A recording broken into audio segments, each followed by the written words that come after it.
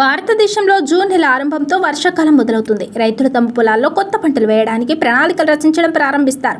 మీరు కూడా ఈ నెలలో సాంప్రదాయ వ్యవసాయానికి భిన్నంగా ఏదైనా కొత్త పంట పండించాలని ఆలోచిస్తుంటే మీకోసం వ్యవసాయ నిపుణులు ప్రత్యేక సలహాలు ఇస్తున్నారు. వ్యవసాయ రంగంలో సరైన సమయంలో సరైన పంటని ఎంచుకోవడం రైతుల ప్రగతికి ఎంతగానో తోడ్పడుతుంది. మారుతున్న కాలానికి అనుగుణంగా రైతులు సాంప్రదాయ పద్ధతులు వీడి లాభదాయకమైన సాగు వైపు అడుగులు వేస్తున్నారు.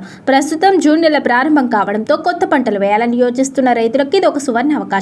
ఈ మాసంలో సాగు చేసే కొన్ని రకాల పంటలు తక్కువ పెట్టుబడితోనే సాగుదారులకు అత్యధిక లాభాలు తెచ్చిపెడతాయి. ప్రస్తుత జూన్ సీజన్లో సాగు చేయడానికి ప్రధానంగా 6 రకాల పంటలు ఎంతో అనుకూలంగా ఉంటాయని నిపుణులు సూచిస్తున్నారు. ఈ జాబితాలో అరటి, మొక్కజొన్న, సోయాబీన్, మిరప, పుచ్చకాయ, కంది పంటలు ఉన్నాయి. వీటితో పాటు కొందరు రైతులు తమ ప్రాంత వాతావరణ పరిస్థితులను బట్టి పత్తి, పెసర పంటల్ని కూడా ఎంచుకోవచ్చు. ఈ పంటలు తక్కువ కాలంలోనే చేతికి వస్తూ రైతులకు ఆర్థికంగా మంచి ఊతాన్ని ఇస్తాయి. పెట్టుబడి ఆదాయ వివరాలను పరిశీలిస్తే ఈ పంటలు సాగు ఎంతో లాభసాటిగా కనిపిస్తోంది. 1 ఎకరం భూమిలో ఈ పంటలను పండించడానికి సుమారు 50,000 రూపాయల నుండి 60,000 రూపాయల వరకు ఖర్చు అవుతుంది. ముఖ్యంగా అరటి సాగు విషయానికి వస్తే ఎకరానికి 1,00,000 రూపాయల వరకు పెట్టుబడి పెట్టాల్సి ఉంటుంది.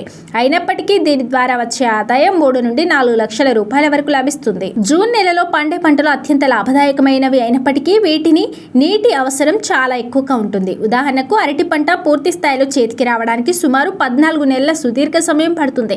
ఈ రకమైన వ్యవసాయం చేయాలనుకునే రైతులు ప్రధానంగా 2 విషయాలపై ప్రత్యేక శ్రద్ధ పెట్టడం ఎంతో ముఖ్యం.